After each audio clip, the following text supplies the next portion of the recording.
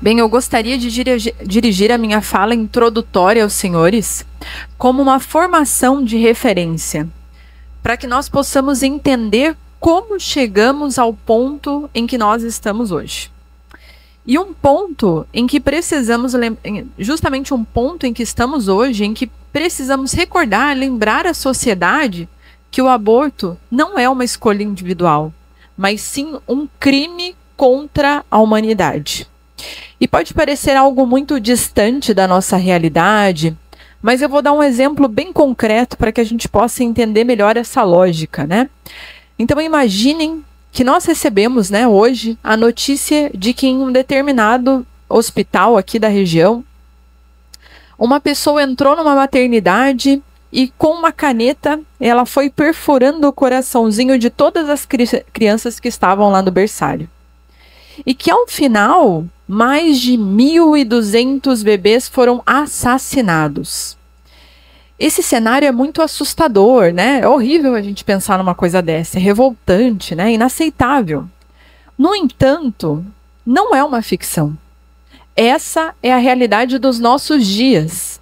Mais de 1.200 crianças já foram mortas no Brasil por meio da sistolia fetal. Um procedimento que posteriormente a doutora Poliana irá detalhar mais adiante, né? E os senhores poderão ver quão cruel é esse procedimento. Mas o que nos choca não é apenas a brutalidade, mas o silêncio. Não é noticiado, ninguém fala, a maioria das pessoas sequer sabe o que está acontecendo. E por que isso acontece? Porque tudo isso justamente foi sendo planejado, normatizado, arquitetado ao longo de décadas. Não é algo espontâneo, ocasional, né? Não nasceu de uma decisão isolada do Brasil, na América Latina, mas faz parte de um projeto global cuidadosamente estruturado desde 1952, quando John Rockefeller III fundou o Conselho Populacional com o objetivo de transformar o aborto em uma peça central de uma política internacional de controle populacional. E o que eu gostaria de mostrar aos senhores hoje é justamente como nós chegamos até aqui, né? Ao ponto de acontecer 1.200 mortes e a gente mal fica sabendo, né? Como a cultura da morte foi construída passo a passo através das fundações internacionais e de estratégias culturais que buscaram mudar a mentalidade da população até alcançar o nosso país. Bem, e o que eu gostaria de apresentar a vocês é que quando começamos a estudar e aprofundar o histórico de como o aborto ele foi sendo implementado no mundo e como tudo isso foi sendo construído e principalmente propositalmente arquitetado como uma meta de trabalho planejado de longo prazo, né? Então isso foi planejado a longo prazo e cujo início nós podemos indicar como ano de 1952. Justamente então nesse período nos Estados Unidos, os empresários da época eles tinham muita liberdade para investir e crescer. Isso fez com que alguns conseguissem acumular riquezas enormes, né? Grandes fortunas, porque quase não havia limites ou barreiras para expandir os seus negócios, né? Então essa ocasião ela fez com que alguns empresários tivessem grandes fortunas e essas fortunas então deram início ao estabelecimento de fundações que passaram então a financiar projetos filantrópicos de grande porte. No começo, esses projetos pareciam realmente ter como objetivo, né, ajudar as pessoas. Mas com o tempo a situação mudou.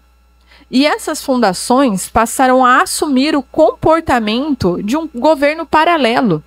E eles perceberam que a atividade beneficente praticada em larga escala, ela conferia um poder político compatível, até mesmo maior, né, até mais maior mesmo, que o proveniente do próprio poder capital. Até que então, no começo do século XX, foi criada uma lei que cobrava impostos altíssimos dessas grandes heranças. E para pagar esses impostos, muitas famílias ricas elas teriam que vender parte das suas empresas. E para evitar isso, elas criaram então fundações, né, que passaram a receber esses bens e se tornariam então as principais herdeiras dessas grandes fortunas. Então vejam, foi uma jogatina, né, para que os impostos que eles pagariam ficassem em posse deles mesmos, né? E eles pudessem então direcionar esses valores como eles bem entendessem, né? E os filhos dos netos desses grandes magnatas começaram então a se preocupar com questões sociais e políticas, que até então era responsabilidades do governo, né, da igreja, mas a diferença dos vereadores que aqui estão, né, que são porta-voz da população brasileira, que é 92%, ou seja, quase em sua totalidade contra o aborto, mas esses magnatas, eles não precisavam se preocupar em fazer a vontade do povo, porque eles não eram eleitos, né? Então, dentro desse contexto, a questão do aborto, tal como está sendo imposta com toda força à humanidade, está inteiramente contida dentro de algo mais vasto do controle populacional, de um projeto mais amplo. E vale lembrar que já no início do século XX, o demógrafo Warren Thompson, financiado pela família Rockefeller, ele retomou as ideias do Robert Malthus e criou a chamada teoria da transição demográfica. E essa teoria, discutida na academia desde a década de 40, ela deu base para a política de contenção populacional, que dominou a segunda metade do século XX, e a questão foi ganhando, pouco a pouco, importância entre os responsáveis pelas grandes fundações norte-americanas. Então, no segundo quarto do século XX, os diretores da Fundação Rockefeller já enxergavam o controle populacional como um dos maiores problemas do mundo. E o John Rockefeller III, neto do magnata do petróleo, né, ele acreditava que esse era o principal desafio da humanidade. E pediu então para a família dele para dedicar sua vida e parte de toda a fortuna ali da família justamente a esse assunto. Então, em 1952, como eu disse no início, John Rockefeller III fundou o Conselho Populacional em Nova York, reunindo 26 especialistas em demografia, medicina, ciências sociais, né? Embora muitos desses membros sequer tivessem plena consciência da agenda que se consolidaria, né? Mas Rockefeller III ele estava convicto de que apenas pela legalização e pela difusão do aborto seria possível controlar o crescimento populacional. Assim, o Conselho desempenhou um papel central na formação da problemática do aborto em nível mundial. E através do Conselho Populacional, John Rockefeller III ele elaborou um plano de longo prazo para estabelecer uma política global de controle populacional, no qual podem ser distinguidas, então, 3 etapas iniciais, sobre as quais depois, posteriormente, se acrescentam mais outras 3, e eu irei traçar aqui brevemente para vocês essa linha histórica desse plano, como se deu, né? Então, a primeira etapa, que vai de 1952 a 1959, o Conselho Populacional ele investiu no desenvolvimento de DIU, visto como promissor, mais promissor que a pílula e mais aceitável que a futura proposta de aborto. Então, eles foram preparando o campo. Também mudou os estudos demográficos para se tornarem uma ciência voltada à decisão política sobre controle populacional. Então, essa foi a primeira fase. Na segunda etapa desse plano, se deu justamente de 1959 a 68, e foram implementados projetos de controle populacional em vários países da Ásia, da África, né? Mas não na América Latina por causa da forte presença do cristianismo, né? Nem nos Estados Unidos ainda por uma questão estratégica. Mas foram criadas fábricas de DIUs na Coreia, em Hong Kong, Taiwan, Índia, Paquistão, Egito, Turquia, né? Fábricas essas que depois elas foram entregues à iniciativa privada para que justamente elas se estabelecessem e permanecessem depois ativas. Então, nessa fase, o Conselho ele recebeu o grande apoio financeiro da Fundação Ford, que era a fundação mais rica naquele período, que até o ano de 1970 foi se dando as principais parcerias com os Rockefellers, né, na pauta da populacional. E nesse ambiente, amadureceu uma virada conceitual que preparou o salto para o debate acadêmico. para o centro da arena política, que se deu em 1967 a 68. E foi sendo engendrado para que o planejamento familiar ele fosse reconhecido como um direito humano no cenário das discussões a respeito das questões populacionais. Então, a nova concepção estava amadurecendo lá desde 1950 nos diversos centros de estudo e pesquisa sobre demografia e população e no interior das entidades voltadas para o trabalho com o planejamento familiar e na questão populacional. Quando entre 1967 e 68 finalmente então se aflorou essas concepções no cenário político, já não constituía algo realmente novo, né? Já não era uma novidade. E o que havia de novo era que, devido à maior radicalidade dessas concepções sobre a natureza, da questão populacional e das soluções então até então apresentadas, esperava-se que ela pudesse entrar abertamente no cenário político e que as preservações contra as ideias do planejamento familiar estivessem definitivamente superadas, né? E eles pudessem cada vez mais avançar. E a primeira manifestação explícita de importância nesse novo enfoque para a questão populacional parece ter ocorrido com a publicação, em 10 de novembro de 1967, na revista Science, de um trabalho questionando os programas então vigentes de política populacional. O seu autor era o professor Kingsley Davis, diretor do Centro Internacional de Pesquisas Populacionais e Urbanas da Universidade da Califórnia. E esse artigo era um resumo de um trabalho apresentado no encontro anual de Conselho Nacional de Pesquisa. E a publicação desse trabalho ela foi um marco pelas consequências que esse documento obteve. E o trabalho foi repetidamente citado por outros estudiosos em demografia, que foram seguindo as ideias, né? E do documento, assim, marcou o início de uma série de outras que adotaram a mesma perspectiva. E fez também com que o presidente do Conselho Populacional dedicasse um número inteiro de um dos órgãos oficiais daquela entidade apenas para oferecer uma réplica a essa argumentação para que ela fosse difundida cada vez mais. E logo em seguida, a IPPF, Federação Internacional de Planejamento Familiar, ela passou a se pronunciar oficialmente, alinhando-se com as ideias básicas contidas neste documento. E mais adiante, a orientação geral de todas as agências envolvidas com planejamento familiar, demografia, aborto, elas passaram a seguir cada vez mais ostensivamente as linhas gerais das recomendações que continham esse documento.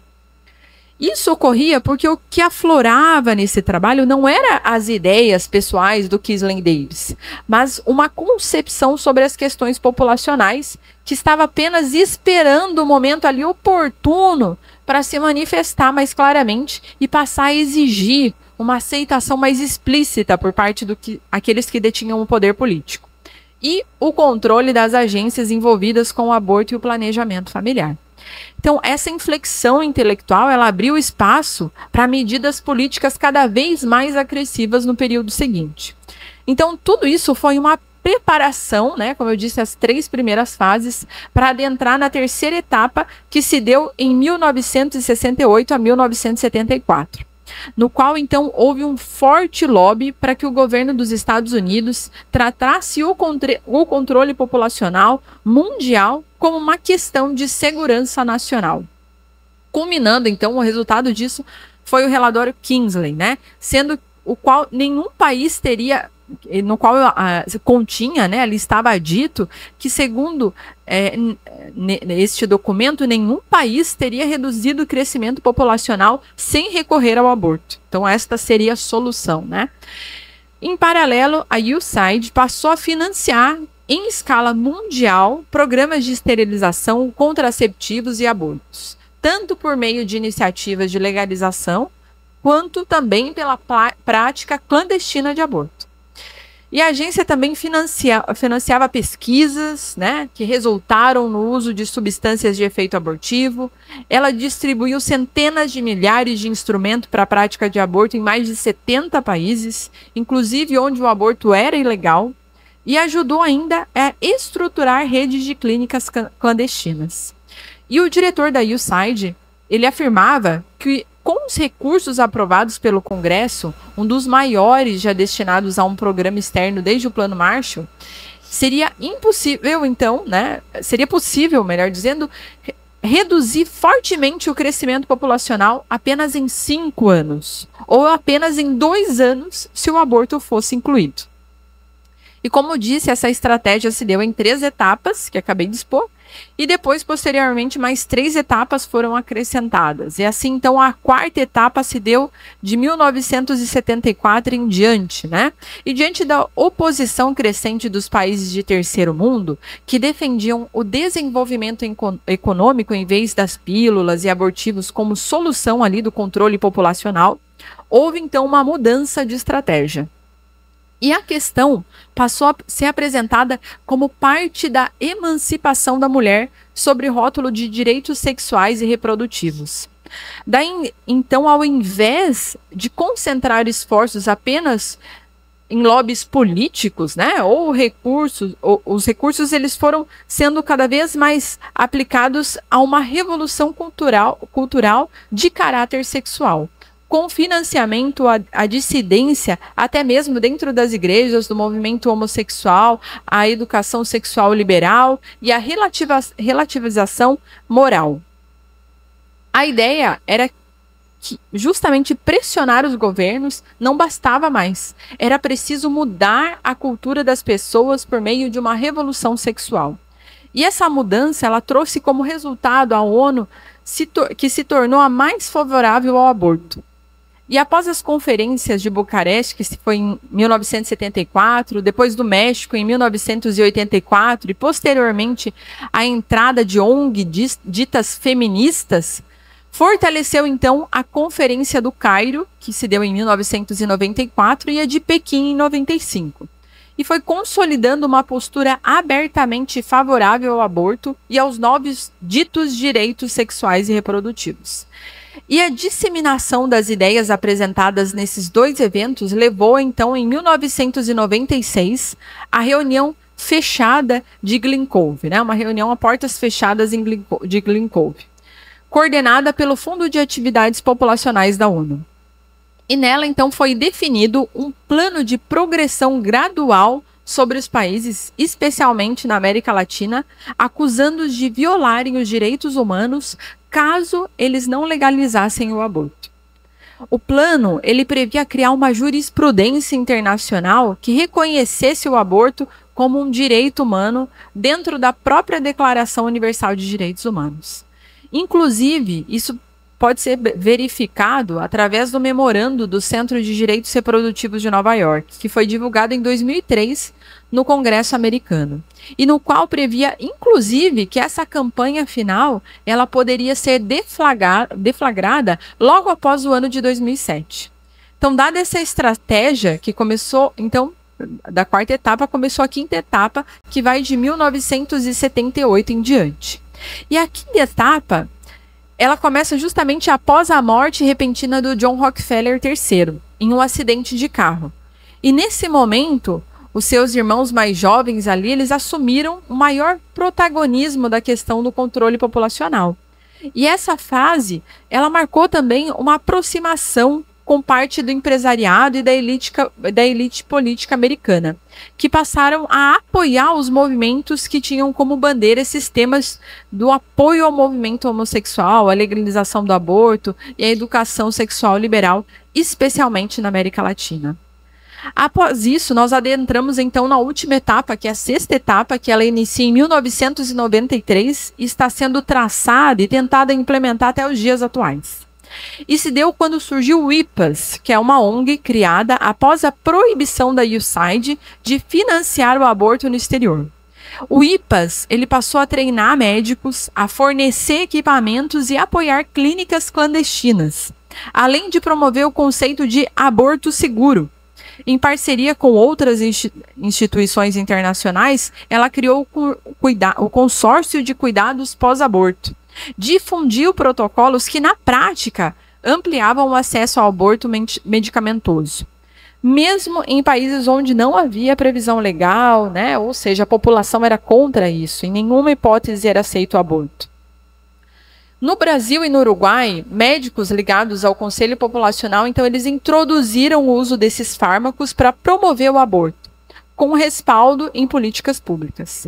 E no ano 2000, o movimento ele ganhou força internacional, até que em 2005 foi criado o Fundo Internacional SAF, Fundo de Ação para o Aborto Seguro, financiado por governos europeus e operado pela IPPF, para justamente expandir projetos de aborto seguro em países em desenvolvimento. Até que em 2006 fundou-se no Peru o Consórcio Latino-Americano contra o Aborto Inseguro. E em 2007 ocorreram encontros internacionais para discutir a introdução do aborto medicamentoso na América Latina. Ainda em 2007 foram anunciados projetos para implementar o aborto em dezenas de países, inclusive no Brasil, com convênios locais.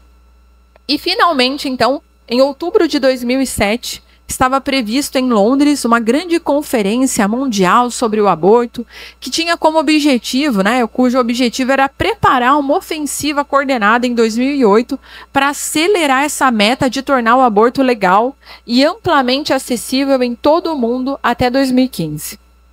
É importante perceber que em todo esse processo, não era apenas uma questão das mulheres lutando contra algo externo, mas sim é notório que havia um projeto pensado para que as mulheres deixassem de ser vistas como mães e passassem a assumir na mentalidade social um papel central no controle populacional. Ou seja, não era por nós, mulheres, que aqui estamos, não era pelo nosso bem-estar, não era por uma real preocupação com a nossa dignidade ou com os nossos direitos, né? Não era por isso. O interesse era apenas porque somos nós que geramos filhos e por isso fomos usadas como uma peça central em uma estratégia maior de controle populacional.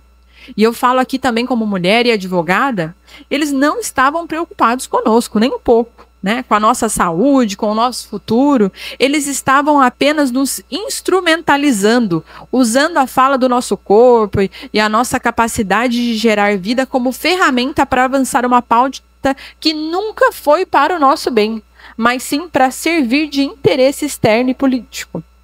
Então, nesse sentido, a proposta do Kingsley Davis, que já defendia desde os anos 60 a transformação do planejamento familiar em um direito humano básico, foram depois assumidas e ampliadas por todo o conjunto das fundações internacionais, especialmente pela Fundação Ford, que em 1990 ela visava redefinir o debate demográfico para o campo cultural, social e político, colocando a saúde reprodutiva e os chamados ditos direitos sexuais e reprodutivos como um eixo de ação global.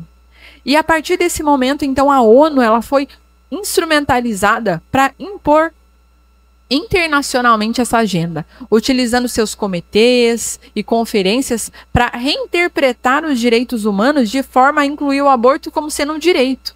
E isso ficou claro como na conferência de Glencove, que planejou como estabelecer a estratégia de reinterpretar esses tratados de direitos humanos para pressionar os países da América Latina, os países latino-americanos a legalizar o aborto. E como nós vimos, o controle populacional no mundo é um projeto de longo prazo, que já existe há cerca de 60 anos e movimenta atualmente em torno de 6 bilhões de dólares por ano. A meta oficial da ONU é ampliar esse valor para mais de 17 bilhões de dólares anuais, o que equivale a cerca de 90 bilhões de reais. Para a gente ter apenas uma ideia, esse montante é maior do que o orçamento anual de ministérios inteiros no Brasil. E suficiente para construir centenas de hospitais regionais, Vejam isso. Ao invés de criar hospitais, de salvaguardar a vida, eles justamente promovem a morte, financiam a morte. Nós estamos falando, portanto, de cifras capazes de transformar a vida de milhões de pessoas, mas que está sendo empregada indevidamente para financiar políticas de controle populacional e a difusão do aborto. Estima-se que cerca de 50 mil profissionais altamente qualificados estejam diretamente envolvidos neste trabalho, sem contar médicos e equipes que atuam nas clínicas de aborto em serviços semelhantes. Para essas organizações, o controle populacional é visto como o maior problema da humanidade. Elas afirmam que o principal obstáculo para sua plena implementação continua sendo a oposição do cristianismo. E em outros contextos, como em países muçulmanos, o aborto já foi legalizado sem resistência tão forte. Então, hoje, a América Latina é considerada a última grande barreira para a legalização, a legalização completa do aborto no mundo. Percebemos muitas vezes que falta uma consciência real da gravidade do que está acontecendo. Enxergamos apenas os sintomas, algumas notícias ali isoladas, estatísticas frias ou alguns debates superficiais, mas não enfrentamos a raiz do problema, que é profunda, planejada e global, como eu pude mostrar nesse histórico aqui. É como quando eu gosto de dar o seguinte exemplo, é como quando um carro ele faz barulho lá estranho, e em vez de eu abrir, dar uma olhada para ver qual é o problema para consertar o motor, eu simplesmente aumento o volume do rádio, para disfarçar o barulho, e assim nós tentamos abafar a realidade. Mas o problema ele continua e só se agrava cada vez mais. E é justamente por isso que precisamos encarar de frente a verdade sobre a cultura da morte. Então, chegando ao final aqui dessa reflexão, eu gostaria de retomar com vocês o exemplo que eu trouxe no início da cena chocante de um berçário em que todas as criancinhas foram assassinadas. E aquilo parecia apenas uma ilustração para entendermos assim a gravidade do aborto, mas a verdade é que hoje esse berçário é o nosso próprio país, no qual 1.200 crianças já foram mortas pela cistolia. O que era impensável passou a ser normalizado, institucionalizado e até defendido como um dito direito. Além do mais, a Organização Mundial da Saúde em 2022 deu um passo ainda mais grave nesse caminho ao concordar com diretrizes que abrem espaço para o aborto até na hora do parto. E algo que até pouco tempo atrás seria considerado impensável, inclusive pelos próprios promotores do aborto. Agora está sendo forçado como um suposto direito das mulheres. O que antes parecia inimaginável se tornou políticas discutidas em fóruns internacionais, relevando até que ponto a chamada cultura da morte avançou, normalizando o que é, até hoje, inaceitável. E aqui nós precisamos olhar com realismo, mas sem crer que isso é uma sentença já ditada pelas grandes fundações, mas ter de fato um olhar de esperança para mudar essa situação. É necessário realismo para reconhecer que estamos diante de uma cultura que escolheu a morte, planejada ao longo de décadas, mas esperança porque sabemos que a vida é sempre mais forte. São João Paulo II, na encíclica Evangelii Vitae, ele descreve com força essa realidade, no qual ele diz: estamos perante uma realidade mais vasta que se pode ser caracterizada pela imposição de uma cultura antissolidária, que em muitos casos se configura como uma verdadeira cultura da morte. E ele ainda adverte: o próprio direito deixa de o ser porque já não está solidamente fundado sobre a inviolável dignidade da pessoa, mas fica sujeito à vontade do mais forte. Deste modo, para o decréscimo das suas regras, a democracia caminha para a estrada de um substancial totalitarismo. O Estado deixa de ser a casa comum, onde todos podem viver segundo os princípios de substancial igualdade, e transforma-se num Estado tirano, que presume de poder dispor da vida dos mais débeis e indefesos. Então essas palavras soam ainda mais atual hoje. São João Paulo II ele conseguiu ver com profundidade aquilo que nós agora experimentamos de forma tão concreta. E por isso o nosso compromisso é o de não nos calarmos, não aceitarmos que a cultura da morte avance sem resistência, e, sobretudo, testemunharmos que cada vida humana, desde a concepção até a morte natural, tem um valor infinito e inegociável. Muito obrigada.